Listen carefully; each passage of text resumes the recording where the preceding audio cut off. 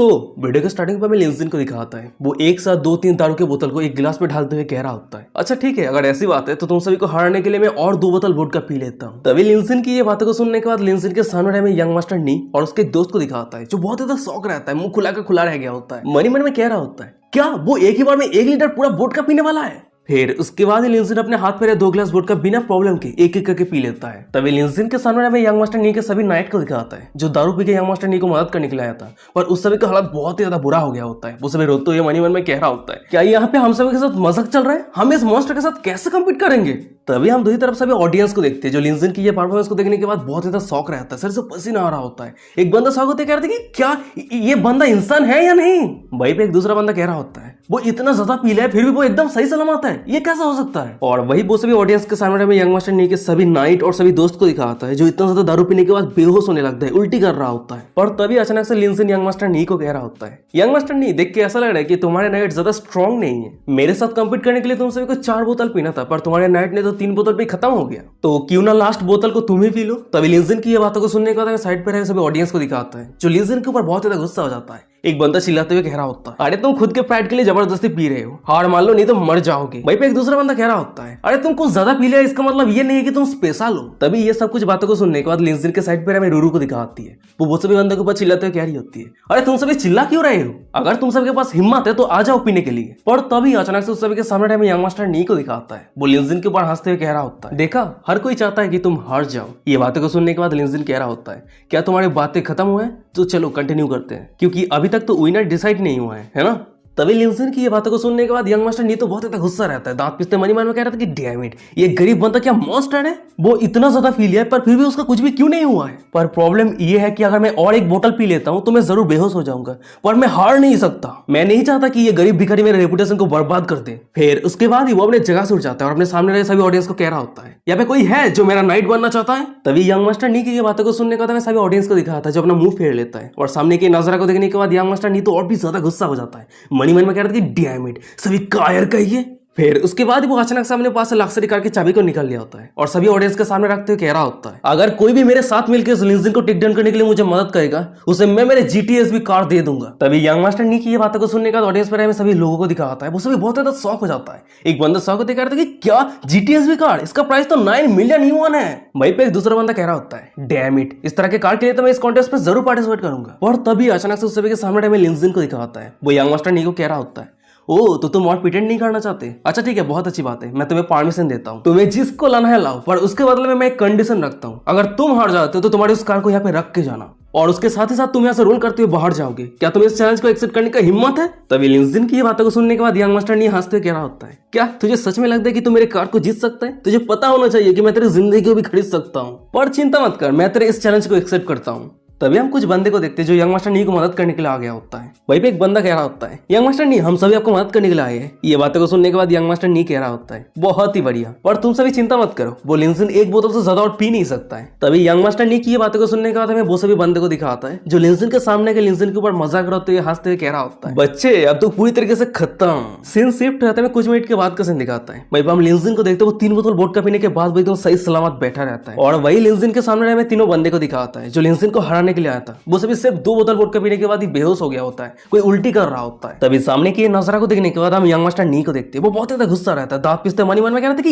ये कैसे पॉसिबल हो सकता है? वो इतना ज्यादा पी लिया फिर भी सही सलामत कैसे हो सकता है? क्या वो इंसान है कि नहीं, और मैं हार कैसे सकता हूं? पर तभी अचानक से यंग मास्टर नी के सामने हमें लिंजिन को दिखाता है। वो हंस तो यंग मास्टर नी को कह रहा होता है, यंग मास्टर नी, अगर तुम ड्रिंक नहीं कर सकते तो हार मान लो और अपनी कार को छोड़ के यहाँ से दफा हो जाओ। तभी लिंजिन की ये बातों को सुनने के बाद रूडू चिंग चिंग यंग मास्टर नी के ऊपर हंस रही है। ये देखने के बाद हमें यंग मास्टर नी को दिखाता है। वो पागल से होने लगता है, बहुत ज्यादा शौक रहता है। मनी मन में कह रहा होता है, मैं सेनगाई सिटी का यंग मास्टर नी एक भिखारी के सामने हार गया, ये कैसे पॉसिबल हो सकता है? मैं ये विश्वास कैसे कर सकता हूँ? उसके बाद वो अचानक से दारू की बोतल को उठा लिया होता है। फिर वो लिंजिन के ऊपर अटैक करते हुए चिल्लाते हुए कह रहा होता है, भिखारी कहीं के तू मर जा, तभी जाके मेरा गुस्सा शांत होगा। पर तभी अचानक से हम रूरू को देखते हैं, वो भी एक दारू के बोतल को उठा लिया होता है और वही दारू के बोतल को यंग मास्टर नी के सिर पे तोड़ देती है। तभी रूरू की ये एक्शन को देखने के बाद मैं साइड पे सभी ऑडियंस को दिखाता है। वो सभी बहुत ज्यादा शौक रहता है, मुंह खुला का खुला रह गया होता है। और वही उस सभी के सामने हमें रूरू को दिखाती है, जो स्टाइलिश कपड़े को पहन के रखी थी उसे चेंज कर देती है, और वही कारण उसकी जो थाक वाली कपड़े वो सभी के सामने रिवील हो जाती है। फिर उसके बाद रूरू कह रही होती है, फाइनली मुझे और प्रिटेंड करने की जरूरत नहीं है, पूरी रात प्रॉपर लेडी जैसे एक्ट करना ये बहुत ज्यादा मुश्किल है। फिर उसके बाद ही रूरू अचानक से यंग मास्टर नी को जमीन पे फेंक देती है और यंग मास्टर नी को अनगिनत पंच करने लगती है। ये पहला पंच तू स्वॉप करने के लिए, ये दूसरा पंच तूने लिंजिन के ऊपर स्नेक अटैक किया है, और ये तीसरा पंच तू मेरे ही टेरिटरी पे आके मुसीबत क्रिएट करने का कोशिश किया है। आज मैं तुझे पीट पीट के मार दूंगी। तभी सामने के नजारा को देखने के बाद हमें सभी ऑडियंस को दिखाता है, जो रूरू को रोकते हुए कह रहा होता है, अरे तुम रुक जाओ, तुम लोगों को इस तरह से मार नहीं सकती हो। पर तभी अचानक से रूरू के पीछे रहे लिंजिन को दिखाता है। वो रूरू को कह रहा होता है, रूरू तुम रुकना मत, तुम पीटते रहो, और जो मेडिकल एक्सपेंस है वो सब कुछ मैं कवर करूंगा। लिंजिन की ये बातों को सुनने के बाद रूरू तो और भी ज्यादा एक्साइटेड हो जाती है। फिर वो यंग मास्टर नी को और भी ज्यादा पीटने लगती है, और वहीं पे हम यंग मास्टर नी को देखते हैं, वो बहुत ही मुश्किल के साथ अपने पास से फोन को निकाल लिया होता है और किसी को कॉल करते हुए कह रहा होता है, मेरे सभी ब्रदर मुझे कोई पीट रहा है, जल्दी से तुम सभी मुझे मदद करने के लिए आओ। तभी यंग मास्टर नी की ये बातों को सुनने के बाद फोन के दूसरी तरफ से आवाज आ रहा होता है, यंग मास्टर नी ये नहीं है कि हम आपको मदद नहीं करना चाहते, पर इस एरिया के कुछ गुंडे हैं जो हमें रोक के रखा है, हमें अंदर नहीं जाने दे रहा है। ये बातों को सुनने के बाद यंग मास्टर नी शॉक होते करते कि क्या ये कैसा पॉसिबल हो सकता है। तभी सीन शिफ्ट है, तभी क्लब के बाहर का सीन दिखाता है। वहीं पे आप देखते हैं कि यंग मास्टर नी के सभी ब्रदर को रोकने वाला कोई और नहीं, रूरू की सभी गुंडे गैंग रहता है। तभी क्लब के अंदर रहे में यंग मास्टर नी को दिखाता है, वो रूरू के हाथों में मार करके उसका हालत बहुत ज्यादा बुरा हो गया होता है। वो रोते हुए अपनी कांपते हुए में कह रहा होता है, प्लीज मुझे जाने दो, मैं हार मानता हूँ, प्लीज मुझे और मत मारो। तभी सामने के नजारा को देखने के बाद लिंजिन कह रहा होता है, रूरू तुमने एकदम बहुत ही बढ़िया काम किया है। ये बातों को सुनने के बाद रूरू कह रही होती है, नहीं ये कोई बड़ी बात नहीं है। पर तभी अचानक से हमें दिखाते हैं कि उस जगह पे हाई एम्परर यानी इस नाइट क्लब के ओनर आ जाता है। फिर वो लिंजिन को रोकते हुए कह रहा होता है, प्लीज रुक जाइए रुक जाइए। तभी हाई एम्परर को यहाँ पे देखने के बाद भाई जितने सारे लोग थे वो सभी बहुत ज्यादा शॉक हो जाता है। एक बंदा शॉक होते कह रहा था कि क्या ये तो हाई एम्परर है, जिंका नाइट फैंटेसी क्लब का ओनर। भाई पे एक दूसरा बंदा कह रहा होता है, हाँ अब वो गरीब बंदा पूरी तरीके से खत्म। जब हाई एम्पायर को पता चला कि वो गरीब बंदा नाइट क्लब पे आके मुसीबत क्रिएट करने का कोशिश किया है, तो हाई एम्पायर उसे पूरी तरीके से डिस्ट्रॉय कर देगा। तभी अचानक से सभी के सामने में यंग मास्टर नी को दिखाता है। वो हाई एम्पायर से मदद मांगते हुए कह रहा होता है, मुझे जल्दी से मदद करो और इस गरीब भिखारी को पूरी तरीके से खत्म कर दो। पर हम हाई एम्पायर को देखते हुए छोटा सा स्माइल करते हुए यंग मास्टर नी के गलों पे एक बहुत ही बड़ा थप्पड़ मारता है। और हाई एम्पायर की ये एक्शन को देखने के बाद यंग मास्टर नी तो बहुत ज्यादा शॉक हो जाता है, गुस्सा हो जाता है, चिल्लाते हुए कह रहा था कि तुम। पर तभी अचानक से हम हाई एम्पायर को देखते हैं, वो यंग मास्टर नी के कान में आके धीरे से कह रहा होता है, तुम बातें करना बंद करो, मैं तुम्हें मदद कर रहा हूँ। फिर वो यंग मास्टर नी के सिर को पकड़ने के बाद जन पे ठोकते हुए कह रहा होता है, यंग मास्टर नी तुमने इतना ड्रिंक क्यों किया है, तुमने सब कुछ बर्बाद कर दिया है, जल्दी से मिस्टर क्यून से माफी मांगो। फिर उसके बाद ही हाई एम्पायर मिस्टर क्यून के सामने आते हुए पोलाइटली बात करते हुए कह रहा होता है, मिस्टर क्यून मुझे माफ कर देना, मेरे दोस्त अपने सही माइंड पे नहीं है, वो आज रात को ज्यादा ड्रिंक कर लिया है, इसी कारण वो आपको ऑफेंड कर दिया है, पर आप चिंता मत कीजिए, मैं उसे बाद में बहुत ही अच्छी तरीके से लेसन सिखाऊंगा। तभी हाई एम्पायर लिंजन के साथ इतना पोलाइटली बात कर रहा है। हाई एम्पायर के मुंह से मिस्टर क्यून के नाम को सुनने के बाद साइड पे रहे सभी ऑडियंस को दिखाता है, वो सभी बहुत ज्यादा शौक रहता है, मुंह खुला का खुला रह गया होता है, शौक होते कहता है कि क्या ये मिस्टर क्यून है। और वही दूसरी तरफ हमें जमीन पे पढ़ रहे यंग मास्टर नी को दिखाता है, वो भी ये सब कुछ बातों को सुनने के बाद बहुत ज्यादा शौक रहता है, शौक होते हुए कांपते हुए में कह रहा होता है, क्या ये कॉलेज स्टूडेंट असल में लेजेंडरी मिस्टीरियस टाइकून मिस्टर क्यून है। फिर उसके बाद ही वो मन में कह रहा होता है, लेजेंड ने एक बार कहा था कि मिस्टर क्यून इतना ज्यादा वेल्दी है कि वो किसी भी कंट्री के खिलाफ जा सकता है, और सिर्फ इतना ही नहीं, वो जापान के रिचेस्ट मैन कमांडो को पूरी तरीके से डिस्ट्रॉय कर दिया था, और उसके साथ ही साथ वो कोरिया के सिक्स ग्रुप को पूरी तरीके से कंट्रोल कर लिया था। इस यांजन सिटी के अंदर कोई भी हाई स्टेटस वाले लोग मिस्टर क्यून के साथ जुड़ने के लिए सपना दिखता है, और ये भी कहा जाता है कि वो कुछ शब्द के बाद से किसी को भी बैंकक्रप्ट कर सकते हैं, पूरी तरीके से डिस्ट्रॉय कर सकता है। और सबसे बड़ी बात तो यह है कि मैं यांजन सिटी पे इसलिए आया था ताकि मैं हाई एम्पायर के वहां से मिस्टर क्यून से मिल पाऊं, पर मैं तो मिस्टर क्यून को अंत पे गरीब भिखारी समझ के पूरी तरीके से ऑफेंड कर दिया है। उसके बाद ही अचानक से यंग मास्टर नी को देखते वो अपने खुद की गलों पे जोर जोर से थप्पड़ मारते हुए कह रहा होता है, मिस्टर क्यून यहाँ पे सब कुछ के पीछे मेरी गलती है, मैं अंधा था जो लापरवाही के साथ एक्ट किया है, पर सच तो यह है कि मैं आपको बहुत ज्यादा एडमायर करता हूँ, तो प्लीज प्लीज मैं आपसे भीख मांगता हूँ, प्लीज मेरे खिलाफ कोई भी दुश्मनी मत रखना, प्लीज मुझे माफ कर दीजिए। यंग मास्टर नी की ये बातों को सुनने के बाद लिंजन अपनी गंभीर आवाज में कह रहा होता है, अच्छा क्या तुम सच कह रहे हो। तभी हम यंग मास्टर नी को देखते वो लिंजन के पैर को पकड़ लिया होता है, फिर वो रोते हुए कह रहा होता है, मिस्टर क्यून मैं आपसे माफी मांगते हुए बीट पे हरा हुआ जीटी कार, उसके साथ ही साथ मेरे पूरे जीटी ट्रैक को मैं आपको दे रहा हूँ। वैसे मेरे जीटी ट्रैक पूरे देश में बेस्ट तो नहीं है, पर उसका प्राइस 100 बिलियन की उड़ती है, तो इसीलिए मिस्टर क्यून प्लीज इस गिफ्ट को एक्सेप्ट कर लीजिए और मुझे एक चांस दीजिए, अगर आप ये चांस नहीं देते तो मैं यहाँ से नहीं जाऊंगा। तभी यंग मास्टर नी की ये बातों को सुनने के बाद हमें साइड पर हाई एम्पायर को दिखाता है, वो लिंजन को कह रहा होता है,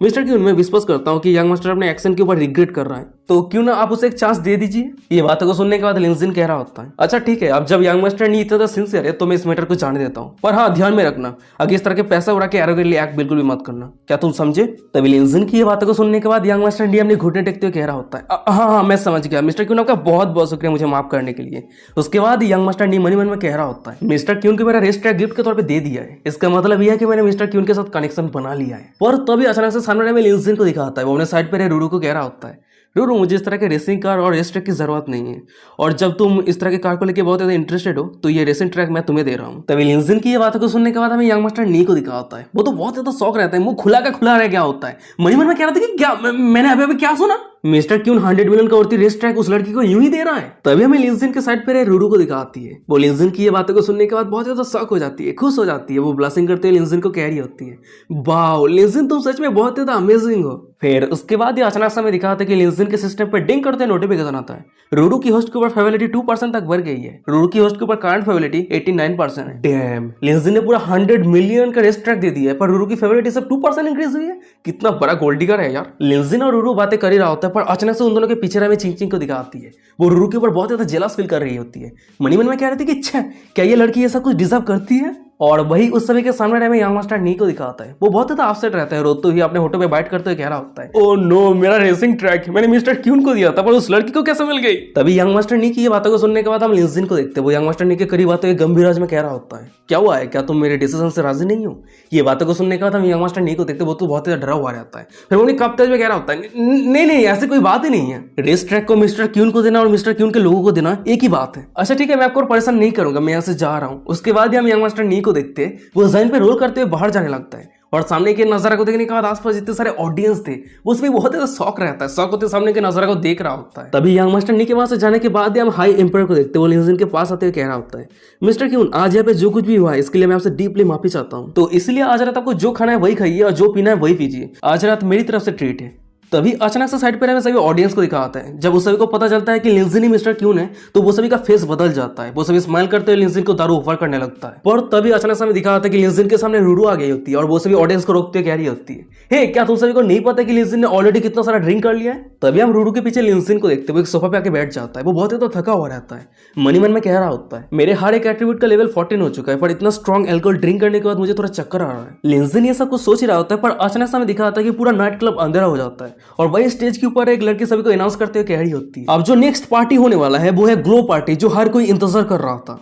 तो चलिए इस पार्टी को शुरू करते हैं और सभी मिलकर मजे करते हैं। फिर उसके बाद हमें दिखा आता है कि उस अंधेरे में बहुत सारी लड़कियां आ जाती है परफॉर्मेंस करने के लिए। वो सभी लड़कियों के सर पे जो नाइट क्लब के स्टैम्प था, वो सभी लड़कियों के जो कपड़े हैं वो सब कुछ अंधेरे में फास्फोरस के जैसा ग्लो कर रहा होता है। और वही ग्लो करते हुए कपड़े को पहन के वो सभी लड़कियां डांस कर रही होती है और डांस इतना ज्यादा सेक्सी रहती है कि देखने लायक है। पर तभी अचानक से साइड पर हमें रूरू को दिखाती है। वो इधर उधर लिंजिन को ढूंढते हुए कह रही होती है, अरे रुक जाओ लिंजिन कहाँ पे गया। तभी सीन शिफ्ट होता है, दूसरी तरफ एक लड़की को दिखाती है। वो लिंजिन के हाथ को पकड़ने के बाद कहीं पे ले जा रही होती है। फिर वो लिंजिन को कह रही होती है, मिस्टर क्यून हाई एम्पायर ने आपके लिए एक स्पेशल शो तैयार किया है, तो प्लीज प्राइवेट रूम पे जाने के लिए मुझे फॉलो कीजिए। ये बातों को सुनने के बाद लिंजिन कह रहा होता है, अच्छा ठीक है कोई दिक्कत नहीं है। उसके बाद लिंजिन मनी मन में कह रहा होता है, ये हाई एम्पायर ये बंदा सच में जानता है कि कैसे गेम खेलना होता है। फिर उसके बाद हम उस लड़की को देखते, वो लिंजिन को एक प्राइवेट रूम के अंदर लेके आ गई होती है। फिर उसके बाद वो लड़की उस प्राइवेट रूम के दरवाजा को बंद कर देती है। फिर वो लिंजिन को कह रही होती है, मिस्टर क्यून आप सोफा पे बैठ जाइए, मैं अभी वॉशरूम से आती हूँ। ये बातों को सुनने के बाद लिंजिन कह रहा होता है, अच्छा ठीक है कोई दिक्कत नहीं है। उसके बाद हम लिंजिन को देखते वो सोफा पे बैठ जाता है। फिर वो मनी मन में कह रहा होता है, वो किस तरह का शो है जो प्राइवेट रूम का जरूरत पड़ने वाला है।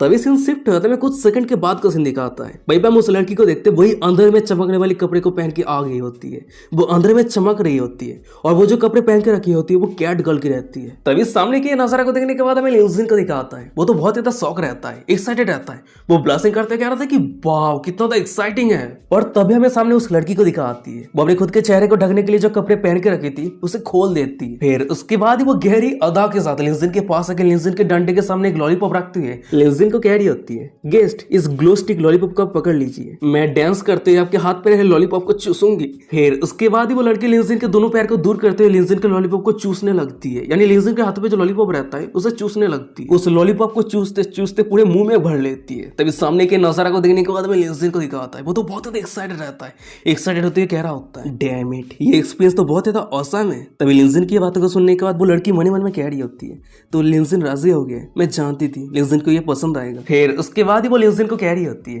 क्या मिस्टर क्यून को मेरी परफॉर्मेंस पसंद आया है। पर मिस्टर क्यून आप चिंता मत कीजिए, और भी एक्साइटिंग परफॉर्मेंस है जो मैं आपको दिखाने वाली हूँ। पर तभी अचानक से हम लिंजिन को देखते हैं। उस लड़की की ये बातों को सुनने के बाद थोड़ा शौक हो जाता है। शौक होते करते कि क्या ये आवाज। उसके बाद ही वो अपनी जगह से उठ जाता है और वो सीधा उस रूम के लाइट को ऑन कर देता है। और लाइट ऑन होने के बाद हमें दिखा आता है कि लिंजिन को मजा देने वाला वो लड़की कोई और नहीं चिंग चिंग रहती है। और चिंग चिंग को यहाँ पे देखने के बाद हमें लिंजिन को दिखाता है। वो बहुत ज्यादा गुस्सा हो जाता है। गुस्सा होते कह रहा होता है, छे, तो ये तुम हो। उसके बाद वो उस जगह से जाते हुए कह रहा होता है कितना बैड लक है। और लिंजिन को वहां से जाता हुआ देखने के बाद हमें पीछे रहे चींची को दिखाती है। वो लिंजिन को रोकते कह रही होती है लिंजिन प्लीज मत जाओ, प्लीज रुक जाओ।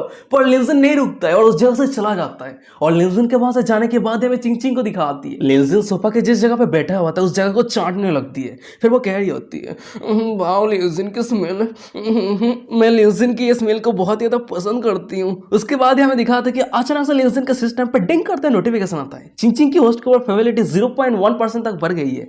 चिंग की होस्ट के ऊपर करंट फेवरिटी 99.8% है। चिंग ये सब कुछ हरकतें कर ही रही होती है, पर अचानक से हमें दिखा आता है कि उस रूम के दरवाजा को ओपन करते हुए रूरू आ जाती है। फिर वो चिंग के ऊपर चिल्लाते हुए कह रही होती है तो मैंने तुम्हें फाइनली ढूंढ लिया है, तुम लिंजिन को इस जगह पे लाके छुपके से क्या कर रही थी। फिर उसके बाद ही रूरू इधर उधर देखते हुए कह रही होती है वैसे लिंजिन कहाँ पे है। ये बातों को सुनने के बाद चिंग कह रही होती है क्या वो तुम्हें ढूंढने के लिए नहीं गया था, देख के ऐसा लग रहा है कि उसके दिल में तुम इतना भी इंपॉर्टेंट नहीं हो। तभी चिंग की ये बातों को सुनने के बाद लिंजिन हंसते हुए कह रही होती है लिंजिन सिर्फ मुझे रेस्क्यू करने के लिए पूरे कार्ड हेडक्वार्टर के खिलाफ चला गया और सबसे बड़ी बात तो यह है कि वो मुझे एक रेसिंग कार और एक रेस ट्रैक गिफ्ट के तौर पे दिया है, तो उसके दिल में मैं इंपॉर्टेंट नहीं हूँ तो कौन इंपॉर्टेंट है। तभी रूरू की ये बातों को सुनने के बाद हम चिंग को देखते वो सोफे पे पड़ा हुआ लिंजिन के पास से निकला हुआ सफेद कलर का boost of the I energy को चाटने लगती है। चाटते हुए रूरू को कह रही होती है तो क्या हुआ, तुम्हें जो मिल रही है वो लिंजिन का पैसा है, पर मुझे जो मिल रही है वो पूरी तरीके से लिंजिन ही है। तभी चिंग की ये बातों को सुनने के बाद रूरू तो बहुत ज्यादा शॉक हो जाती है। शॉक होते कहती है कि क्या तुमने लिंजिन के साथ क्या किया है। ये बातों को सुनने के बाद हम चिंग को देखते वो उस रूम से जाते हुए कह रही होती है तुम्हें जान के कोई फायदा नहीं है क्योंकि तुम मेरी चार्म को कभी हरा नहीं सकती हो। ये बातों को सुनने के बाद रूरू तो बहुत ज्यादा गुस्सा हो जाती है, दांत पिसते मन में कह रही होती है नहीं चाहे कुछ भी हो जाए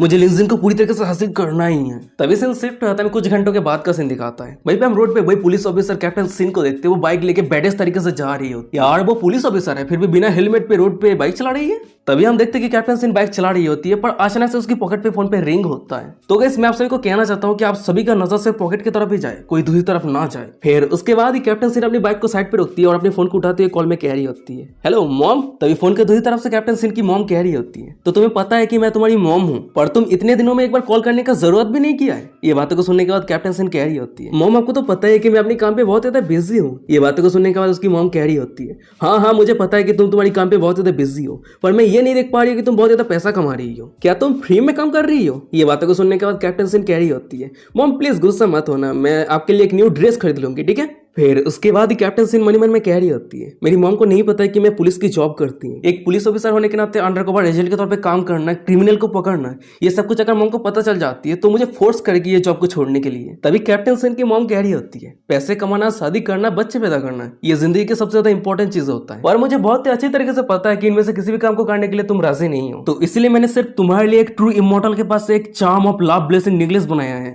अगर तुम उस नेकलेस को हर दिन पहन के रखती हो तो मैं तुम्हें गारंटी दे सकती हूँ कि 1 महीने के अंदर तुम्हें एक हाई क्वालिटी बॉयफ्रेंड मिल जाएगी। अपनी मॉम की ये बातों को सुनने के बाद कैप्टन सिन कह रही होती है अच्छा ठीक है वैसे उस नेकलेस की प्राइस कितनी है। कैप्टन सिन की मॉम कह रही होती है ज्यादा नहीं है, सिर्फ 2 लाख युआन है। ये बातों को सुनने के बाद हमें कैप्टन सिन को दिखाती है वो बहुत ज्यादा शौक हो जाती है। शौक होते कह रही है क्या 2 लाख युआन।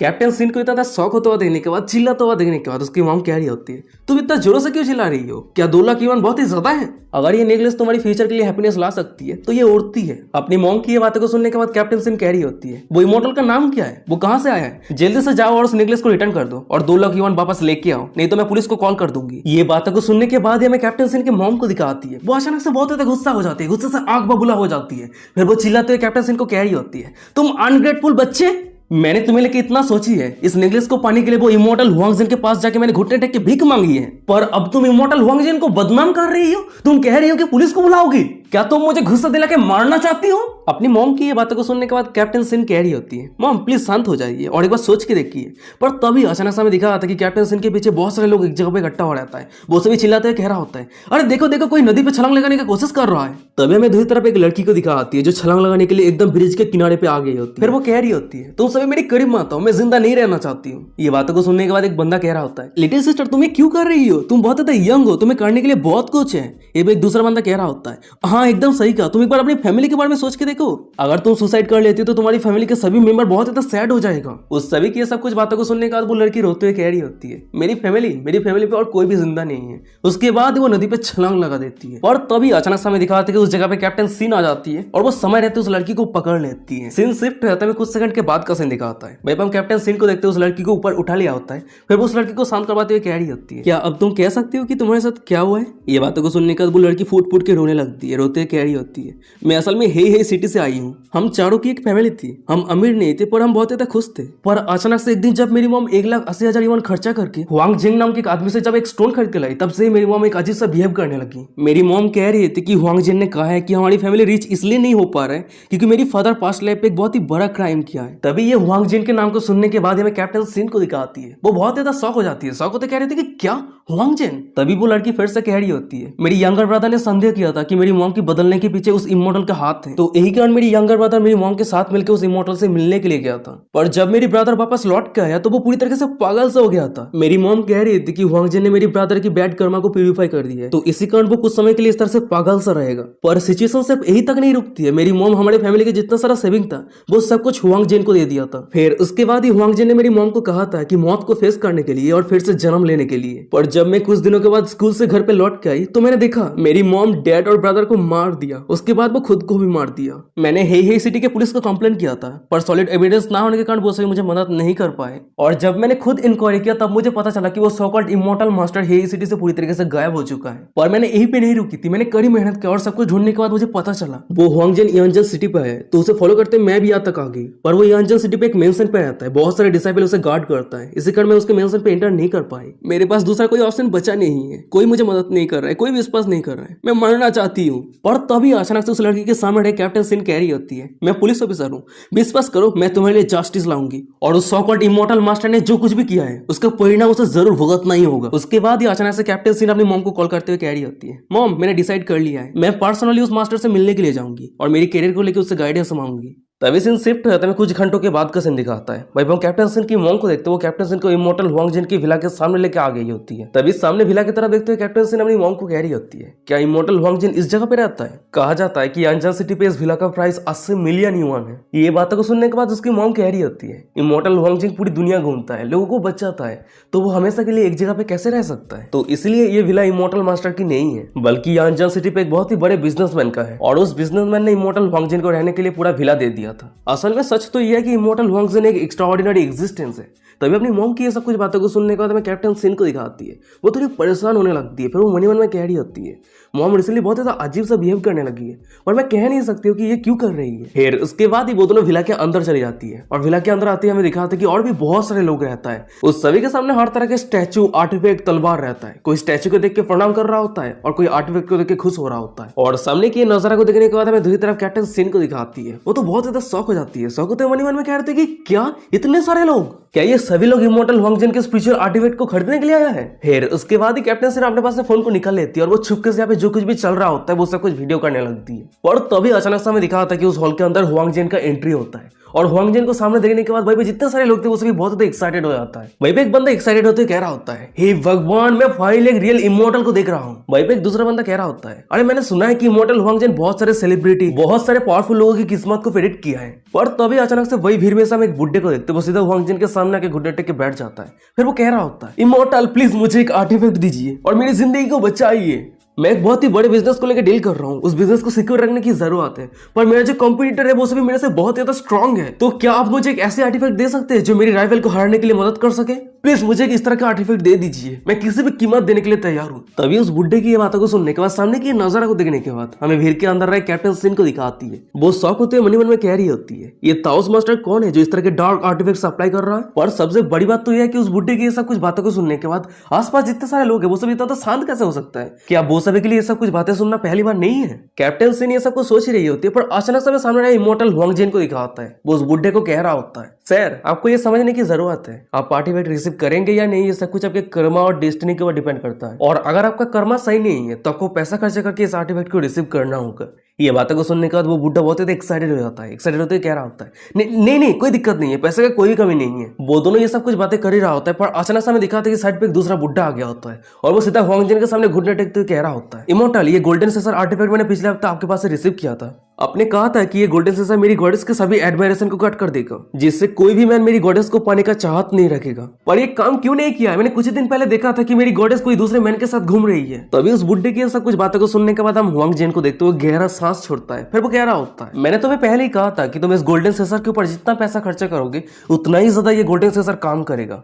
क्या तुम्हें याद है तुमने इस गोल्डन सेसर के ऊपर कितना पैसा खर्चा किया था? हुआंग जेन की ये बातों को सुनने का था मैं उस बुड्ढे को दिखाता है। वो थोड़ा पैनिक होने लगता है। पैनिक होते कह रहा होता है, ओ तो सिर्फ यही कारण है, मुझे माफ करना इमॉर्टल मास्टर, मैंने आपको गलत समझा था। पर मेरी वाइफ सभी फाइनेंस को कंट्रोल करती है, तो अगर मैं चाहता भी हूँ खर्चा करने के लिए, पर मैं खर्चा नहीं कर सकता। मुझे आगे क्या करना चाहिए? इमॉर्टल मास्टर प्लीज मुझे एक रास्ता दिखाइए। तभी उस बुड्ढे की ये बातों को सुनने का मैं साइड पर कैप्टन सीन को दिखाती है। वो थोड़ी शॉक हो जाती है। शॉक होते मन में कहते हैं कि क्या ये बुड्ढा ऑलरेडी शादीशुदा है, पर वो अपने क्रास को पाने के लिए इतना कुछ कर रहा है। तभी सामने रहे हुआंग जेन कह रहा होता है, पैसा खर्चा करना जिंदगी का एक बहुत ही बढ़िया काम है, और अगर तुम्हारी वाइफ पैसा खर्चा करने के लिए राजी नहीं होती है तो इसका मतलब यह है कि तुम्हारी वाइफ को बुरे कर्मा ने घेर लिया है, और अगर किसी को बुरे कर्मा ने घेर लिया है तो उस बुरे कर्मा को दूर करना मेरा काम है। तो इसलिए तुम तुम्हारे सभी फैमिली मेंबर को यहाँ पे लेके आओ, उस सभी के पास रहे बुरे कर्मा को मैं फ्री में दूर कर दूंगा। तभी हुआंग जेन की ये बातों को सुनने के बाद भाई पे जितने सारे लोग थे वो सभी बहुत ज्यादा खुश हो जाता है, एक्साइटेड हो जाता है। एक बंदा एक्साइटेड होते कह रहा होता है, इमॉर्टल हुआंग सच में एक बुद्धा का रिकार्नेशन है। भाई पे एक दूसरा बंदा कह रहा होता है, मैं जरूर मेरे फैमिली मेंबर को यहाँ पे लेके आऊंगा, और मेरे फैमिली पे जितना सारा बैड कर्म है वो सब कुछ इमॉर्टल हुआंग जेन दूर कर देगा। और भाई उस सभी के साइड पर हमें कैप्टन सीन को दिखाती है। वो मनी मन में कह रही होती है, ये सॉकॉल्ड इमॉर्टल एक डेंजरस क्रिमिनल है, हमें कुछ भी हो जाए इस आदमी को अरेस्ट करना ही है। पर मुझे अभी तक क्लियर एविडेंस नहीं मिली है। देख के ऐसा लग रहा है कि मुझे और कुछ समय इंतजार करने की जरूरत है। और तभी अचानक से कैप्टन सीन को पकड़ने के लिए कैप्टन सीन के पीछे एक हाथ आगे बढ़ रही होती है, और किसी का प्रेजेंस महसूस करती है। हमें कैप्टन सीन को दिखाती है, वो उस जगह से दूर हट जाती है। फिर हमें दिखाता है कि जो कैप्टन सीन को पकड़ने की कोशिश कर रहा था वो कोई और नहीं बल्कि हुआंग जेन का बॉडीगार्ड रहता है। और उस बॉडीगार्ड को देखने के बाद कैप्टन सीन कह रही होती है, हे तुम क्या करने का कोशिश कर रही हो? ये बातों को सुनने के बाद वो बॉडीगार्ड कह रहा होता है, बुरा नहीं है, तुम छुपके से इमॉर्टल विला के अंदर आ गई, अब तुम छुपके से रिकॉर्डिंग कर रही हो। क्या तुम्हें सच में लगता है कि हमने नोटिस नहीं किया? तुम असल में हो कौन? ये बातों को सुनने के बाद हमें कैप्टन सीन को दिखाती है। वो आसपास देखने लगती है, और वही आसपास हमें दिखाता है कि जितने सारे लोग थे वो सभी घूर घूर के कैप्टन सीन की तरफ देख रहा होता है। और ये देखने के बाद कैप्टन सीन मन में कह रही होती है, नहीं ये सही नहीं हो रही है। पर तभी अचानक से हम कैप्टन सीन की मॉम को देखते, वो कैप्टन सीन के पास आते कह रही होती है, दोंग क्या हुआ है, तुम ऐसे क्यों कर रही हो? ओ नो, अब मुझे समझ में आ रही है कि तुम इतनी जल्दी यहाँ पे आने के लिए राजी कैसे हो गई। क्या तुम इमॉर्टल हुआंग जेन के लिए मुसीबत क्रिएट करना चाहती हो? जल्दी से इमॉर्टल हुआंग जेन के पास जाके घुटने टेक के माफी मांगो। पर तभी अचानक से हम हुआंग जेन के दोनों बॉडीगार्ड को देखते हैं जो कैप्टन सीन को पकड़ने की कोशिश कर रहा होता है। पर कैप्टन सीन उन दोनों के हाथ से बच के निकल जाती है। वो दौड़ के उस जगह से जाने लगती है। जाते हुए मनी मन में कह रही होती है, नहीं मैं अभी नहीं रह सकती। वैसे मैं इस हुआंग जेन के सभी डिसेबल को हैंडल तो कर सकती हूँ, पर मेरे पास अभी तक प्रॉपर एविडेंस नहीं है, तो मुझे अभी इस जगह से भागना होगा। फिर वो दौड़ के उस विला के बाहर जाने लगती है, और वही पीछे में हुआंग जेन के सभी डिसेबल को दिखाता है जो कैप्टन सीन के पीछे कर रहा होता है। तभी सामने रहे में हुआंग जेन के दोनों डिसेबल को दिखाता है जो कैप्टन सीन को भागता हुआ देखने के बाद उस विला के दरवाजे को बंद कर देता है। पर हम कैप्टन सीन को देखते वो सीधा जाम करते हुए विला के बाहर आ जाती है। पर हमें दिखा जाता है कि जब वो बाहर आती है उसी जगह से लिंजिन गुजर रहा होता है, और वही कारण वो खुद को बैलेंस नहीं कर पाती है और वो सीधा लिंजिन के मुंह में आके बैठ जाती है। तभी सामने के नजारा को देखने के बाद हम कैप्टन सीन को देखते वो हड़बड़ी के साथ उठते कह रही होती है, मुझे माफ करना, क्या तुम सही हो? और वहीं पे लिंजिन मन में कह रहा होता है, मैं फाइनली चींची के हाथ से बच के निकल पाया था। मैं सोच रहा था कि मैं शॉर्टकट लेके बॉयज डॉर्मेटरी पे पहुंच जाऊंगा, पर मैंने ये कभी उम्मीद नहीं कर पाई थी कि कोई रात पे दीवार के इधर उधर छलांग लगा रहा है। पर तभी अचानक से मैं कैप्टन सीन को दिखा आती है। जब वो गौर से लिंजिन की तरफ देखती है वो थोड़ी शॉक हो जाती है। शॉक होते कह रहे थे कि अरे रुक जाओ, ये तुम हो? और वहीं पे लिंजिन कह रहा था कि अरे रुक जाओ, ये तो तुम हो। फिर उसके बाद ही लिंजिन जमीन से उठते कैप्टन सीन को कह रहा होता है, तुम दीवार की इधर उधर छलांग क्यों लगा रही हो? क्या तुम तुम्हारी करियर को फिर से चेंज कर दिया? ये बातों को सुनने के बाद कैप्टन सीन कह रही होती है, नहीं कुछ भी नहीं है, तुम जल्दी इस जगह से भाग जाओ। फिर उसके बाद ही कैप्टन सीन मन में कह रही होती है, जब भी मैं कोई भी केस सॉल्व करने के लिए निकालती हूँ हमेशा इस बंदे के साथ मेरी मुलाकात क्यों हो जाती है? वो दोनों ये सब कुछ बातें कर ही रहा होता है, पर अचानक से हमें दिखा था कि उन दोनों के साइड पे हुआंग जेन और उसके सभी फॉलोअर आ गया होता है। तभी हुआंग जेन कैप्टन सीन को कह रही होती है, मिस आप भाग क्यों रही थी? आपकी मॉम आपको लेकर चिंता कर रही है। तभी सामने के नजारा को देखने के बाद हमें लिंजिन को दिखाता है। वो तो बहुत ज्यादा शॉक हो जाता है। शॉक होते कहते हैं कि अरे रुक जाओ, ये क्या है? ताओइज्म?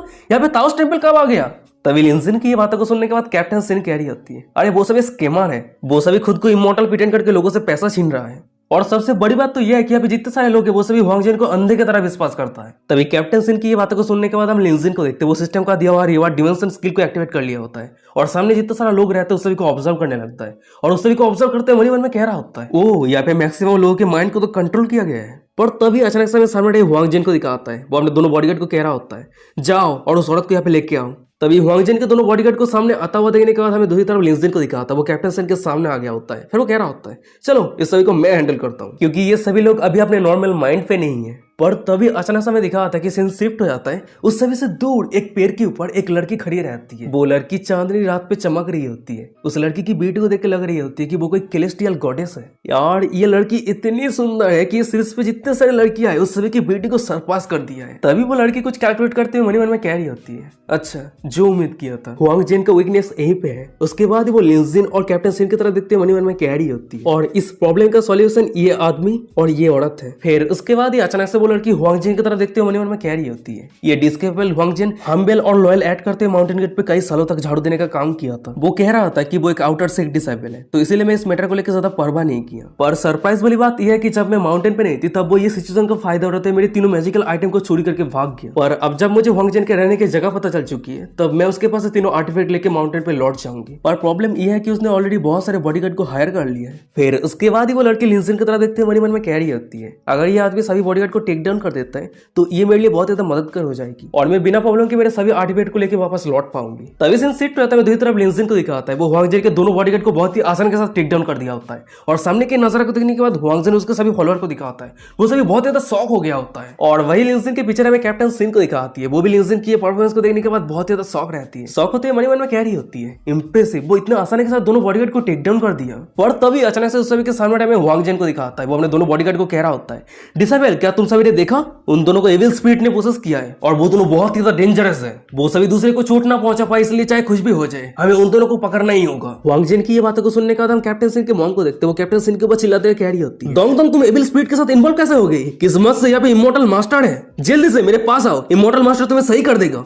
भाई पे एक बंदा कह रहा होता है, चलो मैं भी मदद करता हूँ, अगर मैं एविल स्पिरिट को पकड़ लेता हूँ तो मैं मेरिट कमाऊंगा। तभी उस समय की ऐसा कुछ बातों को सुनने के बाद कैप्टन सिंह चिल्लाते हुए कह रही होती है, अरे तुम सभी क्या कर रही हो? मैं पुलिस ऑफिसर हूँ, मैं तुम सभी को वार्निंग दे रही हूँ, किडनैपिंग करना इलीगल है। तभी कैप्टन सिंह की बातों को सुनने के बाद साइड पर लिन जिन कह रहा होता है, तुम्हारी रिएक्शन बहुत ज्यादा फास्ट है, तुम खुद को पुलिसमैन बोल के लोगों को डरा रही हो, पर उस सभी के खिलाफ ये सब कुछ टैक्टिक काम नहीं करने वाला है। पर तभी अचानक से हम कैप्टन सिंह की मॉम को देखते वो कैप्टन सिंह को जोर से पकड़ लिया होता है। फिर वो हुआंग जिन को कह रही होती है, इमोर्टल मास्टर देखिए, मैं मेरी डॉटर को पकड़ लिया है। तभी ये सिचुएशन का फायदा उठाते हुए हुआंग जिन के एक डिसाइपल को दिखा होता है। वो कैप्टन सिंह के साथ साथ उसके मॉम को भी मारने का कोशिश कर रहा होता है। पर तभी अचानक से उस सभी के पीछे रहे हम लिन जिन को देखते हैं। वो एक मंत्र जप करते हुए हुआंग जिन को कह रहा होता है, जूनियर ब्रदर, तुम्हारे स्किल अभी भी मेरे से बहुत ही ज्यादा पीछे है। तभी लिन जिन की ये बातों को सुनने का भाई भी जितने सारे लोग थे उसे बहुत ज्यादा शौक हो जाता है। शौक होते कहते कि क्या जूनियर ब्रदर? उसके साथ ही साथ पैर के ऊपर है वो सेलेस्टियल गॉडेस को दिखाती है, वो भी शौक रहती है।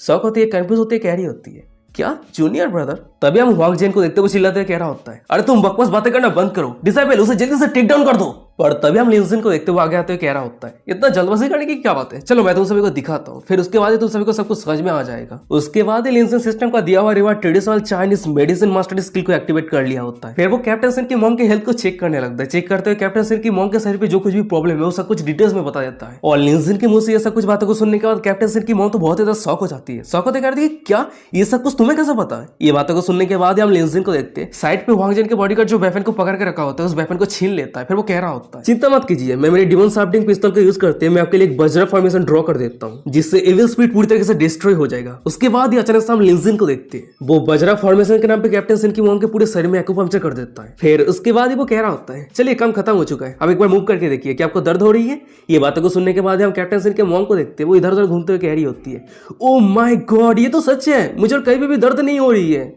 ऐसी फील हो रही है कि जैसे कि मेरे ऊपर कोई मैजिक कर दिया गया है। तुम इतना ज्यादा यंग हो, पर सच में तुम्हारा स्किल बहुत ज्यादा एक्स्ट्रा ऑर्डिनरी है। वैसे क्या तुम सच में हुआंग जिन के सीनियर ब्रदर हो? तभी साइड पर सभी लोगों को दिखा होता है। वो भी सामने के नजरा को देख रहा होता है, बहुत ज्यादा शौक रहता है। एक बंदा शौक होते कहता है कि क्या तो वो भी एक मास्टर है? ये बातों को सुनने के बाद एक दूसरा बंदा कह रहा होता है, हाँ ये सच हो सकता है, क्योंकि अभी भी उसका जो मूवमेंट था मैं खुली आंखों से देख ही नहीं पाया। तभी मैं दूसरी तरफ लिन जिन के साइड पर हमें कैप्टन सिन को दिखाती है। वो लिन जिन के कान में आके धीरे साथ में कह रही होती है, ये तुमने कैसे किया? क्योंकि डॉक्टर ने ऑलरेडी कह दिया था कि मेरी मॉम की इंजरी को हील करना ऑलमोस्ट इम्पॉसिबल है। तभी कैप्टन सिन की बातों को सुनने के बाद लिन जिन धीरे साथ में कह रहा होता है, मैंने ये कैसे किया? जरूर, मैं ट्रेडिशनल चाइनीज मेडिसिन स्किल के बारे में थोड़ा सा जानता हूँ और मैंने अभी भी जो स्किल को यूज किया है इससे तुम्हारी मॉम की जो दर्द है वो कुछ समय के लिए गायब हो जाएगी, पर कुछ घंटों के बाद फिर से पहले जैसी हो जाएगी। पर कुछ घंटे ही सही, क्योंकि यहाँ पे जितने सारे लोग हैं उस सभी का हम लॉ और साइंस की वजह से कंट्रोल नहीं कर सकते, तो इसीलिए मैं मैजिक को यूज करते हुए मैजिक को ही हरा रहा हूँ। तभी लिन जिन की बातों को सुनने के बाद हम कैप्टन सिन को देखते हैं। वो मुंह फुलाते हुए कह रही होती है, इंप्रेसिव, यहाँ तक कि तुमने मुझे भी बुद्धू बना दिया था। उसके बाद अचानक से हमें दिखा आता है कि लिन जिन के सिस्टम पर डिंग करते नोटिफिकेशन आता है,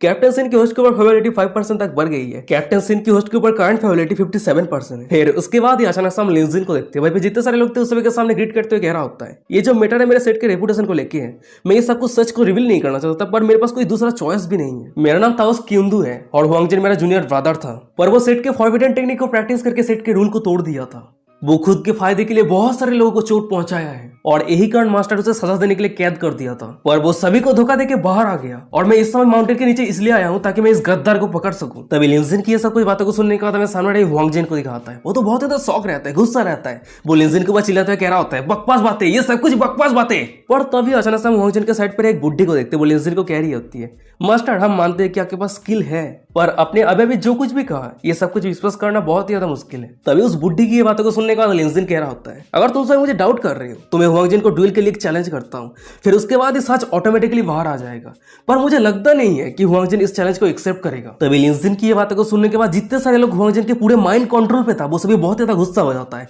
वो सभी लिंजिन के ऊपर चिल्लाते कह रहा होता है, बकवास बातें, ट्रू इमोर्टल का पावर एकदम जेन्युइन है। भाई पे एक दूसरा बंदा चिल्लाते हुए कह रहा होता है, इमोर्टल हुआंगजिन हमें मदद करने के लिए हेवेंस आया है। भाई पे हम कुछ और लोगों को देखते हैं जो हुआंगजिन के माइंड कंट्रोल टेक्निक पे अभी तक पूरी तरीके से नहीं आया होता है। इसी कारण भाई पे एक बुड्ढा लिंजिन को कह रहा होता है, अगर आप सच में इमोर्टल है तो क्या आप हमारे किस्मत को बदलने के लिए मदद कर सकते हैं। तभी सामने की सब कुछ नजारा को देखने के बाद हमें साइड पे हुआंगजिन को दिखाता है। वो तो बहुत ज्यादा गुस्सा रहता है, दांत पीसते मन मन में कह रहा होता है, ये बंदा बना के बातें कर रहा है, पर देख के ऐसा लग रहा है कि उसका कुछ शब्द है जो एकदम सही है। क्या मास्टर ने सच में कोई दूसरा डिसाइपल एक्सेप्ट किया है? नहीं, ये इम्पॉसिबल है। इस बंदे ने अभी भी उस लेडी के ऊपर जो बजरा फॉर्मेशन यूज किया वो सिर्फ एक नॉर्मल एक्यूपंक्चर है। छे, ये बंदा तो मेरे से भी ज्यादा ट्रिकी है। वैसे मैं रिसेंटली सोच रहा था कि मैं मेरी इज्जत को कैसे बढ़ाऊंगा। अब जब ये बंदा मेरे सामने कॉम्पीट करने के लिए आया है तो मैं इस बंदे को हरा के मैं मेरी इज्जत को और भी ज्यादा बढ़ा सकता हूँ। उसके बाद वो लिंजिन के पास आते कह रहा हूँ, मैं तुम्हारे चैलेंज को एक्सेप्ट क्यों नहीं करूंगा? तुमने मेरे रेपुटेशन को बर्बाद कर दिया है, तो मैं तुम्हें इतने आसानी के साथ जा कैसे दे सकता हूँ? मैं तुम्हारे साथ 3 राउंड तक कम्पीट करूंगा और 3 राउंड ही जीतना होगा। अगर मैं हार जाता हूँ तो मैं मार्शल आर्ट से रिटायर्ड हो जाऊंगा, पर अगर तुम हार जाते हो तो तुम मेरे सामने घुटने टेक के माफी मांगोगे।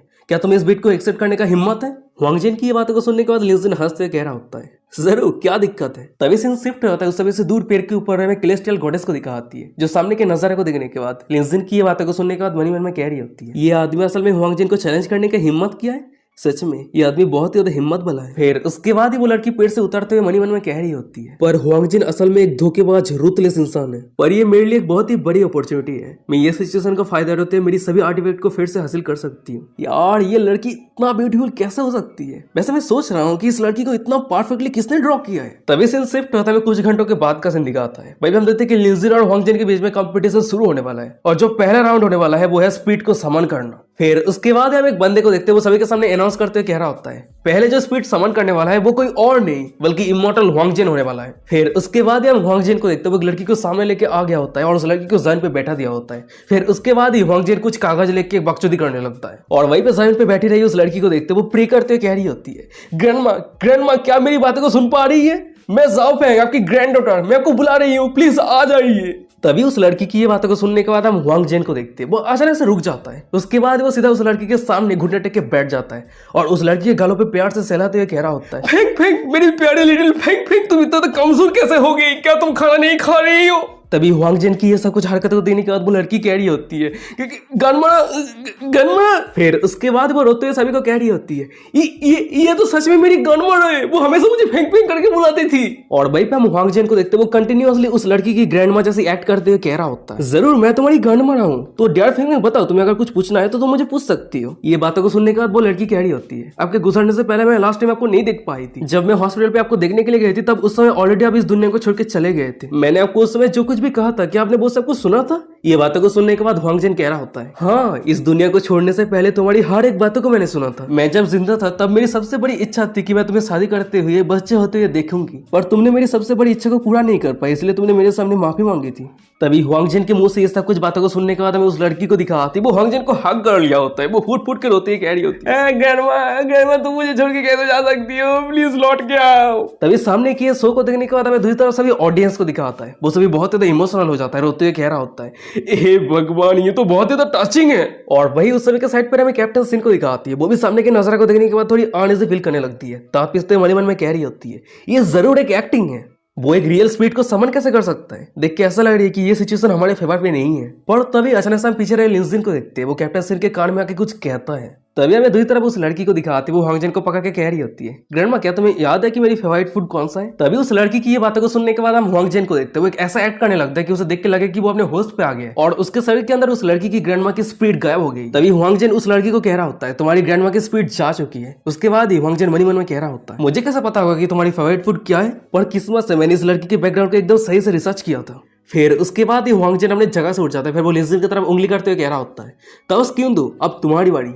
ये बातों को सुनने के बाद हम लिंजिन को देखते हैं, वो साइड पे एक लड़की की तरफ मुड़ता है, फिर वो कैलकुलेट करते उस लड़की को कह रहा होता है, मिस क्या रिसेंटली आपकी कोई रिलेटिव का मौत हुआ है? ये बातों को सुनने के बाद वो लड़की कह रही होती है, हाँ एकदम सही कहा, मेरे डैड ने बहुत सारे उधार ले लिया था जिसके कारण पिछली मंथ उसका मौत हो चुका है। क्या तुम उसके स्पीड को समन करने वाले हो? मैं तुम्हें एडवाइस देती हूँ, वो एक बास्टर्ड है, अगर तुम उसे समन करते हो तो हम दोनों के बीच में फाइट शुरू हो जाएगा। तभी उस लड़की की ये बातों को सुनने के बाद आसपास जितने सारे लोग थे वो सभी लिंजिन के ऊपर हंसने लगता है। भाई एक बंदा कह रहा होता है, अरे यार क्या चॉइस है, तुम कोई दूसरे बंदे को चूज कर लो। तभी उस सभी की सब कुछ बातों को सुनने के बाद लिंजिन उस लड़की को कह रहा होता है, कोई दिक्कत नहीं है, शायद हो सकता है कि तुम दोनों के बीच में जो नफरत है उसे मैं दूर कर सकता हूँ। तभी लिंजिन की ये बातों को सुनने के बाद हमें उस लड़की को दिखाती है, वो अपनी बालों को सही करते हुए लिंजिन के सामने बैठ जाती है, जैसे कि अब वो लिंजिन के डंडे को खाने वाली है। फिर उसके बाद ही वो अपनी होठ को जीभ से चाटते हुए लिंजिन को कह रही होती है, अच्छा ठीक है मैं तैयार हूँ, तुम आ जाओ। और तभी अचानक से हम लिंजिन के पीछे हांगजन के बॉडीगार्ड को देखते हैं, वो लिंजिन को एक बैनर देते हुए कह रहा होता है, दोस्त ये रहा आपका स्पीड कॉलिंग बैनर, इसे आप यूज करके रिचुअल को शुरू कर सकते हैं। पर तभी हम लिंजिन को देखते हैं, वो साइड पे इशारा करते हुए सामने उस लड़की को कह रहा होता है, ये सब कुछ बैनर की कोई जरूरत नहीं है मिस, मैंने आपके फादर को बुला लिया है, वो अभी मेरे साइड पे ही खड़ा हुआ है। तभी लिंजिन की ये बातों को सुनने के बाद वो लड़की उसके साथ ही साथ भाई पे जितने सारे लोग थे किसी को भी नजर नहीं आता कि लिंजिन के साइड पे कौन है और कहाँ है। और वहीं पे हम लिंजिन को देखते हैं, वो अपनी एक्टिंग को कंटिन्यू रखता है, वो ऐसा एक्ट कर रहा होता है कि सभी को लगे कि वो सच में उस लड़की के डैड के स्पीड के साथ बात कर रहा है। लिंजिन कह रहा होता है, क्या आप अपने डॉटर के लिए कुछ छोड़ के गए? क्या ये सच है?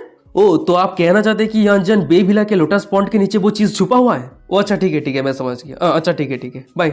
ये सब कुछ बातें करने का एक्ट खत्म होने के बाद हम लिंजिन को देखते हैं, वो हांगजन के एक बॉडीगार्ड को कह रहा होता है, जल्दी से मेरे लिए एक फावड़ा लेके आओ। तभी लिंजिन की ये सब कुछ हरकतें को देखने के बाद हमें सामने जितने सारे ऑडियंस थे वो सभी बहुत ज्यादा शौक रहता है, गुस्सा रहता है, वो सभी लिंजिन के ऊपर चिल्लाते हुए कह रहा होता है, अरे रुक जाओ यहाँ पे चल क्या रहा है? क्या ये कोई स्पीड समानिंग है? मुझे तो नहीं लग रहा है कि वो कोई स्पीड को समान किया है। भाई पे एक दूसरा बंदा कह रहा होता है, अरे तुम एक्ट करना बंद करो, जल्दी सामने हार मान लो। पर तभी अचानक से हमें दिखाते कि उस जगह पे कैप्टन सिन एक फावड़ा लेके आ जाती है, फिर वो लिंजिन को कह रही होती है, तब किंतु मैंने आपके लिए एक फावड़ा लेके आ गई हूँ। फिर उसके बाद ही कैप्टन सिन इशारों में लिंजिन को कह रही होती है, सब कुछ तैयार हो चुकी है। ये बातों को सुनने के बाद लिंजिन भी इशारों में कह रहा होता है, बहुत ही बढ़िया। फिर उसके बाद ही लिंजिन सामने बैठे रही उस लड़की की तरफ इशारा करते कैप्टन सिन को कह रहा होता है, ये फावड़ा उस ब्यूटीफुल लेडी को दे दो क्योंकि गड्ढा वो खुद ही खोदेगी। तभी लिंजिन की ये बातों को सुनने के बाद वो लड़की थोड़ी गुस्सा हो जाती है, गुस्सा होते लिंजिन को कह रही होती है, हे क्या तुम्हें लगता है कि मैं कोई बुद्धू हूँ? ये फावड़ा तुम तुम्हारे पास रखो। ये बातों को सुनने के बाद हम लिंजिन को देखते हैं, वो नाक खुजलाते हुए कह रहा होता है, क्या तुम श्योर हो? तुम्हारी डैड ने कहा है कि वो तुम्हारे लिए 200 मिलियन युआन छोड़ के गया है, तो अगर तुम्हें ये पैसा नहीं चाहिए तो मैं खुद ले लूंगा। ये बातों को सुनने के बाद हमें उस लड़की को दिखाते हैं, उसकी आंखें चमकने लगती है, उसकी आंखों में सिर्फ पैसा रहती है। तभी सीन शिफ्ट होता है, कुछ मिनट के बाद का सीन दिखाता है, भाई हम उस लड़की को देखते वो खोदने के लिए लोटस पॉन्ड के अंदर आ गई होती है और वही ब्रिज के ऊपर है, सभी लोगों को दिखाता है जो सामने के नजारा को देख रहा होता है। भाई एक बंदा कह रहा होता है, ये हो ही नहीं सकता कि इतना सारा पैसा कोई यहाँ पे रख के जाएगा। पर तभी अचानक से हम उस लड़की को देखते हैं, उसे मिट्टी के नीचे से एक पोटली मिलती है, उस पोटली को उठाते हुए कह रही होती है, अरे मुझे कुछ मिला है। फिर वो उस पोटली को ओपन करके देखती है तो उस पोटली के अंदर एक एटीएम कार्ड रहता है, उस कार्ड की तरफ देखते कह रहे थे कि क्या एक बैंक कार्ड। तभी ब्रिज के ऊपर लिंजिन अपने पास से कैश मशीन निकाल लिया होता है, फिर वो उस लड़की को कह रहा होता है, अरे उस एटीएम कार्ड को इस कैश मशीन पे स्विप करके देखो। तभी लिंजिन की बातों को सुनने के बाद वो लड़की अपने हाथ पर बैंक कार्ड को कैश मशीन पे स्विप करती है और स्विप करने के बाद ही कैश मशीन से आवाज आ रहा होता है, your available balance is 200 million yuan. और ये आवाज को सुनने के बाद ही आसपास जितने सारे लोग थे वो सभी बहुत ज्यादा शॉक हो जाता है, मुंह खुला का खुला रह गया होता है, वो सभी शॉक होते हुए चिल्लाते हुए कह रहा होता है, क्या ये कैसा हो सकता है, हम ये विश्वास कैसे कर सकते हैं? और वही साइड पर हमें उस लड़की को दिखाती है, वो इतना सारे पैसे को देखने के बाद वो लिंजिन को हक करते हुए कह रही होती है, मैं रिच हो चुकी हूँ, मुझे उस तरह के मिजरेबल काम करने की कोई जरूरत ही नहीं है। ताओस किंदो आपका बहुत बहुत शुक्रिया, आप हेवन से आए हैं मुझे बचाने के लिए। ये बातों को सुनने के बाद लिंजिन दूर जाते हुए कह रहा होता है, अरे तुम मेरे से दूर जाओ, तुम्हारी पूरी शरीर पे कचरा है। पर तभी अचानक से दिखाता है कि उन दोनों के बीच में हांगजन आ गया होता है, फिर वो चिल्लाते हुए कह रहा होता है, अरे रुक जाओ, ये किस तरह का स्पीड समानी टेक्निक है? कहा कि लोटस पॉन्ड के अंदर पैसा भरा हुआ है, तो अगर पैसा निकल गया तो इससे कुछ भी प्रूफ नहीं होता है। और लड़की तुम कह रही थी ना कि तुम्हारी डैड एक बास्टर्ड है, तो वो तुम्हारे लिए पैसा छोड़ के क्यों जाएगा? तभी हांगजन की ये बातों को सुनने का वो लड़की हांगजन को मिडिल फिंगर दिखाते हुए कह रही होती है, वेल वो मेरे लिए 200 मिलियन युआन छोड़ के गया है, तो जरूर वो आप मेरे लिए पूरी दुनिया में बेस्ट डैड है, तो इस पे क्या कोई प्रॉब्लम है? अगर तुम्हें हिम्मत है तो मेरे लिए एक रिच मॉन्क को समन करके दिखाओ। तभी उस सभी की सब कुछ बातों को सुनने के बाद हमें साइड पे रहे सभी ऑडियंस को दिखा होता है, वो सभी बहुत ज्यादा कंफ्यूज रहता है। भाई एक बंदा कह रहा होता है, अब हमें क्या करना चाहिए, अब हम विनर को कैसे डिसाइड करेंगे? तभी एक दूसरा बंदा कह रहा होता है, वैसे उन दोनों ने स्पीड समन किया है और दोनों ने एकदम एक्यूरेट इन्फॉर्मेशन दिया है, पर हांगजन ने सिर्फ लिप सर्विस के वजह से क्वेश्चन का जवाब दिया है, जो एक क्लियर एविडेंस नहीं है। और वही द्विता ताओस किंदो एक औरत को 200 मिलियन ढूंढने के लिए मदद किया है, जो एक बहुत ही बड़ा अचीवमेंट है। और तभी अचानक से हम हुआंग जिन को देखते हैं, वहीं पे जितने सारे लोग थे उस सभी को चुप करवाते हुए कह रहा होता है, अरे तुम सभी चुप हो जाओ। फिर उसके बाद ही वो लिंजिन को कह रहा होता है, अब जब यहाँ पे कोई भी विनर नहीं है तो ये राउंड ड्रॉ हो जाएगा, पर अभी भी 2 राउंड बचा हुआ है। जिसके पास असली स्किल होगा वो जीत जाएगा, और जो फ्रॉड है वो लोगों को सिर्फ एक बार ही बुद्धू बना सकता है, बार बार नहीं बना सकता है। ताओस किंदो, क्या आप मेरी बातों पे राजी नहीं है? ये बातों को सुनने के बाद लिंजिन कह रहा होता है, हाँ एकदम सही कहा है। तभी सीन शिफ्ट होता है, कुछ मिनट के बाद का सीन दिखाता है। वही मैं बताया था कि सेकंड राउंड शुरू होने वाला है, और सेकंड राउंड का जो रूल है वो है दोनों कंप्यूटर को घर करने के लिए एक ऐसी जगह ढूंढना होगा जो फ्यूचर जनरेशन को ब्लेसिंग दे,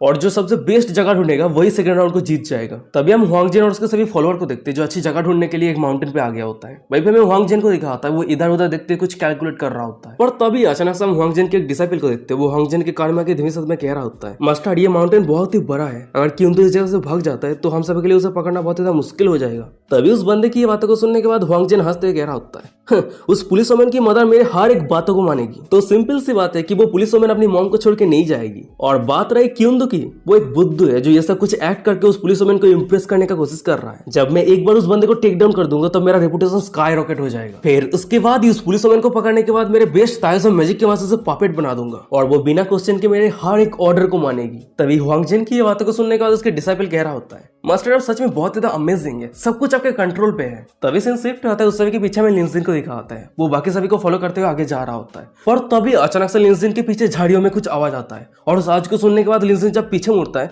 तो हमें दिखा आता है कि लिंजिन के पीछे कोई और नहीं बल्कि वही सेलेस्टियल गॉडेस रहती है। वो लिंजिन के सामने अपेयर हो जाती है, फिर वो लिंजिन को कह रही होती है, हुआंग भाई को अंडरस्टिमेट मत करना, पहले राउंड पे ड्रॉ इसलिए हो पाया है क्योंकि तुम्हारे प्योर लाक के कारण। अब वो जो नेक्स्ट मेथड यूज करने वाला है वो और भी ज्यादा डेंजरस होने वाला है क्योंकि उसके पास पावरफुल आर्टिफैक्ट है। तभी सेलेस्टियल गॉडेस की सब कुछ बातों को सुनने के बाद हमें लिंजिन को दिखाता है, वो थोड़ा शॉक रहता है, कंफ्यूज रहता है। कंफ्यूजन में कह रहा था कि वेल तुम कौन हो, और वैसे वो फ्रॉड ताओस मास्टर का रियल नेम हुआंग भाई है।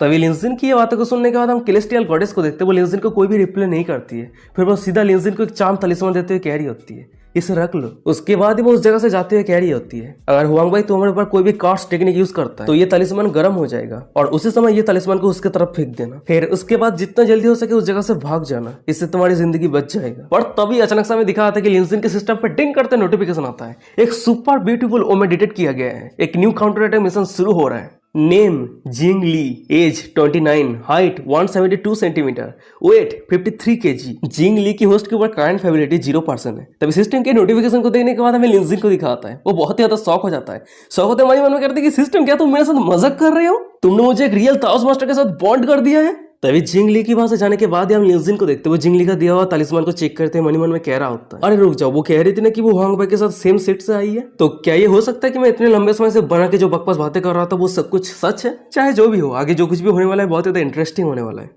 सीन शिफ्ट हो जाता है, कुछ मिनट के बाद का सीन दिखाता है, वहीं पे हम हुआंग जिन को देखते हैं, वो सभी को एक जगह पे लेके आ गया होता है, फिर वो कह रहा होता है, मैं तुम सभी को ये जगह रिकमेंड करता हूँ, अगर कोई इस जगह पे घर बनाता है तो उस सभी को 3 जनरेशन तक ब्लेसिंग मिलेगा। तभी हुआंग जिन की ये बातों को सुनने के बाद वहीं पे जितने सारे लोग थे वो सभी बहुत ज्यादा शॉक हो जाता है, खुश हो जाता है, खुश होते करते कि हे भगवान 3 जनरेशन था। वहीं पे एक दूसरा बंदा कह रहा होता है, ये जगह तो एक ट्रेजर है। वो सभी ये सब कुछ बातें कर ही रहा होता है, पर अचानक से हमें दिखाते हैं कि उस जगह पे एक बुड्ढा और एक यंग मैन आ गया होता है। वहीं पे उस बुड्ढे को देखते वो चिल्लाते हुए कह रहा होता है, ये अच्छी बात है कि मैंने सबको सुन लिया है, अरे तुम सभी आउटसाइडर, क्या तुम मेरे विलेज के ट्रेजर की जगह को छीनना चाहते हो? ये सब कुछ सपना देखना बंद करो, ये वैल्यूएबल जगह सिर्फ हमारे विलेज का है, हम किसी को भी बेचने नहीं वाले हैं। तभी उस बुड्ढे को यहाँ पे देखने के बाद और उस बुड्ढे की ऐसा कुछ बातों को सुनने के बाद वहीं पे जितने सारे लोग थे वो सभी अपना अपना बातें करने लगता है। वहीं पे एक बंदा कह रहा होता है, ओ नो, ये तो विलेज का चीफ है, मैंने सुना है कि उसका टेम्पर बहुत ही ज्यादा बुरा है, देख के ऐसा लग रहा है कि इस जगह को हम इतना आसानी से खरीद नहीं सकते। ये बातों को सुनने के बाद एक दूसरा बंदा कह रहा होता है, क्या हम उसके साथ नेगोशिएट नहीं कर सकते?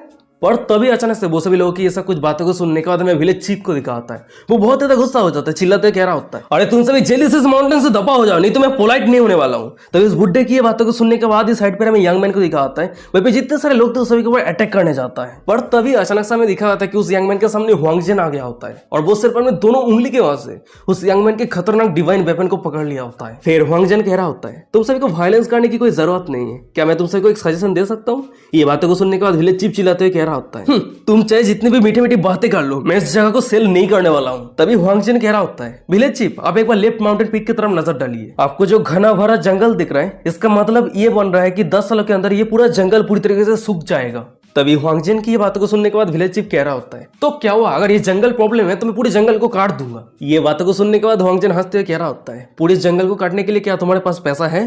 तो इसीलिए मैं तुम सभी को कह रहा हूँ, इस माउंटेन के टॉप पे जो जंगल है उसे क्लीन करने की जरूरत है। उसके साथ ही साथ अपने एंसेस्टर के आत्मा के शांति के लिए यहाँ पे कबर खोदने की जरूरत है। पर ये सब कुछ काम को मेंटेन रखने के लिए बहुत सारे पैसा का जरूरत पड़ने वाला है। तो विलेज चीफ, क्या आपके विलेज के पास इतना सारा पैसा है? नहीं है ना? तो क्यों ना कुछ डेस्टिनेट पर्सन को ये जगह दे दीजिए, इससे वो सभी यहाँ पे आके इस जगह के काम को कंटिन्यू रखने के लिए पैसा देगा, जिसके वजह से आप सभी का ही बेनिफिट हो जाएगा। ये बातों को सुनने के बाद हम विलेज चीफ को देखते वो सभी को अनाउंस करते कह रहा होता है, इस मास्टर के बातों पे पॉइंट है, अच्छा ठीक है मैं तुम सभी को जगह बेचने के लिए राजी हूँ। तभी विलेज चीफ की ये बातों को सुनने के बाद भाई पे जितने सारे लोग थे वो सभी बहुत ज्यादा खुश हो जाता है, खुश होते कह रहा होता है, क्या सच में? विलेज चीफ प्लीज मुझे इस जगह को बेच दीजिए, मैं को 2 मिलियन ऑफर करता हूँ। भाई पे एक दूसरा बंदा कह रहा होता है, नहीं सर मुझे बेच दीजिए, मैं को 5 मिलियन ऑफर करता हूँ। तभी वो सभी लोगों की ये सब कुछ बातों को सुनने के बाद हमें हुआंगजिन और विलेज चीफ को दिखाता है, वो दोनों ही चुपके से हंसने लगता है। भाई पे हुआंगजिन मन ही मन में कह रहा होता है, ये विलेज चीफ का एक्टिंग स्किल बहुत ही बढ़िया है, कोई उसे डाउट नहीं करेगा। और वहीं पे विलेज चीफ मन ही मन में कह रहा होता है, इमॉर्टल मास्टर आपके स्क्रिप्ट बहुत ही बढ़िया है, आप एक छोटे से माउंटेन पीक को मिलियन पे बेच दिया,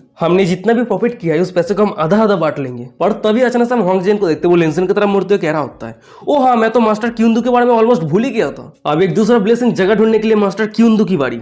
फिर उसके बाद ही हुआंगजिन मन ही मन में कह रहा होता है, मैं पैसा भी कमा लिया और कंपटीशन पे जीत किया, बच्चे तू मुझे चैलेंज करने का हिम्मत कैसे किया है? पर तभी हम साइड पर ऐसे भी ऑडियंस को देखते हैं जो लिंसन के ऊपर हंसने लगता है। वहीं पे एक बंदा कह रहा होता है, यहाँ पे कंपटीशन करने की कोई जरूरत नहीं है ना, क्योंकि इमॉर्टल हुआंगजिन की मैजिकल स्किल एकदम हाई पे है। वहीं पे एक दूसरा बंदा कह रहा होता है, मास्टर क्यूंदू मानता हूँ कि आपके पास कुछ स्किल है, पर अब इमॉर्टल हुआंगजिन से बहुत ही ज्यादा पीछे है। तभी सीन शिफ्ट होता है, उस समय से दूर गॉडेस जिंग ली को दिखाती है जो सामने के नजारा को देख रही होती है। फिर वो मन ही मन में कह रही होती है, वो सभी लोग कितना ज्यादा बुद्धू है, उस सभी को पता ही नहीं है कि विलेज चीफ हुआंगबाई के साथ मिलकर काम कर रहा है। और इससे कंफर्म हो जाती है कि क्यूंदू के यहाँ पे जीतने का कोई चांस नहीं है। क्या मैंने गलत कैलकुलेट किया था? गॉडेस जिंगली ये सब कुछ सोच रही होती है, पर तभी सामने में लिंजिन को दिखाता है, वो अपने पास से फोन को निकाल लिया होता है और वो कुछ कैलकुलेट करते हुए कह रहा होता है, छे ये सब कुछ होपलेस है। तभी लिंजिन की ये बातों को सुनने के बाद हुआंगजिन के डिसाइपल लिंजिन के पास आते हुए कह रहा होता है, क्या तुम खुद के बारे में बात कर रहे हो? अरे असली इमॉर्टल को कैलकुलेट करने के लिए कंपास की जरूरत पड़ता है, पर तुम फोन में क्या कर रहे हो? तुम ये मत कहना कि तुम फोन में कंपास ऐप यूज कर रहे हो। पर तभी हम लिंजिन को देखते हैं, उस बंदे की बातों को इग्नोर करते हुए सभी को कह रहा होता है, जो भी लोग पैसा खर्चा करके इस जगह को खरीदा है उस सभी को मैं एक एडवाइस देना चाहता हूँ, घर करने के लिए ये जगह एकदम सुटेबल नहीं है। मैंने ऑलरेडी कैलकुलेट कर लिया है, इस जगह पे बहुत जल्द लैंडफिल होने वाला है और सिर्फ पागल ही है जो इस जगह को खरीदना चाहेगा। तभी लिंजिन की ये बातों को सुनने के बाद भाई पे जितने सारे लोग थे वो सभी जोर जोर से हंसने लगता है। एक बंदा हंसते कह रहा होता है, क्या तुम ये मत कहना कि तुम फ्यूचर प्रेडिक्ट कर रहे हो? भाई पे एक दूसरा बंदा हंसते कह रहा होता है, अरे लोगों को बुद्धू बनाने के लिए थोड़ा सा भी स्किल होना चाहिए। तभी हम साइड पे रहे हुआंगजिन को देखते वो लिंजिन के ऊपर हंसते हुए कह रहा होता है, अरे तुम इस सेकंड राउंड पे ऑलरेडी हार चुके हो, तो चलो थर्ड राउंड को कंप्लीट करते हैं। तभी हुआंगजिन के एक डिसाइपल कह रहा होता है, मास्टर आप उसके साथ बात क्यों कर रहे हैं, कंपटीशन ऑलरेडी खत्म हो चुका है, वो बंदा आपके सामने कुछ भी नहीं है। वो सभी बातें कर ही रहा होता है, पर अचानक से हमें दिखा होता है कि उस सभी के माथे के ऊपर एक हेलीकॉप्टर आ गया होता है और वही हेलीकॉप्टर उस सभी के साइड पे आके लैंड करता है। तभी सामने के नजारा को देखने के बाद भाई जितने सारे लोग थे वो सभी बहुत ज्यादा शौक हो जाता है, शौक देख रहे थे कि वाह कौन है यहाँ पे, कौन है? तभी हम देखते हैं कि हेलीकॉप्टर के अंदर से 3 पावरफुल लोग बाहर निकलता है और वो तीनों पावरफुल लोगों में से लिंजिन का एक दोस्त हाई एम्परर भी रहता है। तभी वो तीनों को यहाँ पे देखने के बाद साइड पे जितने सारे लोग थे वो सभी बहुत ज्यादा शौक हो जाता है। एक बंदा शौक होते कह रहा होता है, अरे ये तो भिला किंग है, यांजन सिटी के बिगेस्ट रियल एस्टेट टाइकून, और उसके साइड पे जो पर्सन है वो है मिस्टर फेई, पूरे यांजन सिटी के अंदर लार्जेस्ट एयरक्राफ्ट डीलर है। तभी उस बंदे की ये बातों को सुनने के बाद एक दूसरा बंदा कह रहा होता है, हाँ मुझे वो दोनों टाइकून के बारे में पता है, पर उन दोनों के साइड पे जो आदमी है वो कौन है? तभी दूसरी तरफ उस सभी के सामने हम हाई एम्परर को देखते हैं, वो साइड पर एक आदमी को कह रहा होता है, डायरेक्टर लो ये चिया माउंटेन है मिस्टर फेई, और मैं सोच रहा हूँ कि इस जगह पे एक लैंडफिल प्रोजेक्ट शुरू करूं, आपको क्या लगता है, क्या आपको नहीं लग रहा है कि ये लोकेशन एकदम परफेक्ट है? तभी हाई एम्परर के मुंह से लैंडफिल नाम को सुनने के बाद हमें पीछे रहे हुआंगजिन और विलेज चीफ को दिखाता है, वो दोनों ही बहुत ज्यादा शौक हो जाता है, मुंह खुला का खुला रह गया होता है, शौक होता है कि क्या। और गाइस यही पे आज का एपिसोड खत्म हो जाता है। वीडियो कैसा लगा मुझे कमेंट करके जरूर बताना, और ये सीरीज अच्छा लग रहा है तो चैनल को सब्सक्राइब कर दो आपके एपिसोड पाने के लिए। और हाँ गाइस मैंने रिसेंटली एक सिस्टम चालू किया जो है, अगर आप लोग हमारे चैनल पे मेंबरशिप लेते हो तो आपको एक दिन पहले या फिर 12 घंटे पहले आपको वीडियो देखने को मिल जाएगा, और भी बहुत सारे इंटरेस्टिंग फीचर्स देखने को आगे मिलेगा। तो आप लोग कमेंट करके बताओ, रिकमेंड करो कि क्या क्या फीचर्स आपको देखना चाहिए, मिलना चाहिए, तो मैं आप सभी के लिए वही फीचर्स लाने का कोशिश करूंगा। पर जिसने अभी तक मेंबरशिप ज्वाइन नहीं किया तो जल्दी से ज्वाइन कर लो। अभी तक हमारे टेलीग्राम चैनल को भी ज्वाइन नहीं किया तो ज्वाइन कर लो, वीडियो के डिस्क्रिप्शन आपको टेलीग्राम चैनल का लिंक मिल जाएगा। और इंस्टाग्राम पे फॉलो नहीं किया तो जल्दी से फॉलो कर लो यार, हमें 5000 10,000 फॉलोअर कंप्लीट करना है। इतना यार फॉलो क्यों नहीं करते हो यार, बहुत सारे इंपॉर्टेंट अपडेट होता है, इन्फॉर्मेशन होता है, वो मैं वहीं पे शेयर करता हूँ और आप सभी को पहले पता चल जाता है। तो अगर आप सभी को पता चलना है तो जल्दी से ज्वाइन कर लो, वीडियो के डिस्क्रिप्शन में इंस्टाग्राम का लिंक मिल जाएगा, जाकर फॉलो कर लेना। तो चलो आज का एपिसोड यहीं पे खत्म करते हैं, मिलते कोई और एक इंटरेस्टिंग एपिसोड के साथ, तब तक के लिए साइन हो रहा, बाय बाय टाटा।